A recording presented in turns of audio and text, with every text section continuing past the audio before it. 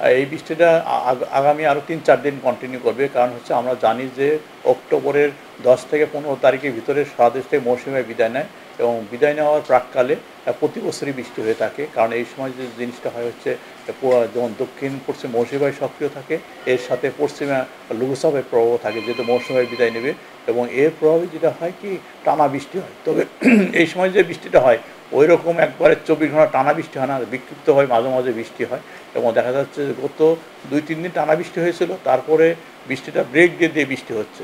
অর্থাৎ এর সাথে বৃষ্টির সাথে আপনার বজ্রপাত যেটা আছে এটা প্রখর বজ্রপাত ছিল এবং লাইটেনিং বিদ্যুৎ চমকানো ছিল এবং এটা আগামী আরও ধরেন আজকে তো আপনার ৪ তারিখ, এটা ৮-১০ তারিখ পর্যন্ত কন্টিনিউ করবে কম বেশি। তবে টানা ওই রকম অতি ভারী বর্ষণ না হলেও অনেক জায়গায় ভারী বর্ষণ হবে।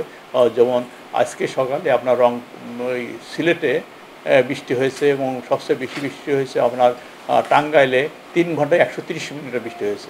অর্থাৎ অল্প শর্ট টাইমে অনেক বেশি বৃষ্টি হয়েছে এবং এটা এরকম আপনার টানা বৃষ্টি না হলেও আপনার থেমে থেমে অনেক জায়গায় ভারী বর্ষণ হওয়ার সম্ভাবনা আছে আগামী ২ থেকে ৩ দিন। তারপর ধীরে ধীরে মৌসুমী বায়ু বিদায়ের দিকে চলে যাবে এবং বৃষ্টিপাতও কমে যাবে। আমরা আশা করি এই মাসের মধ্যভাগের পর থেকেই বৃষ্টিটা অনেকটাই চলে যাবে।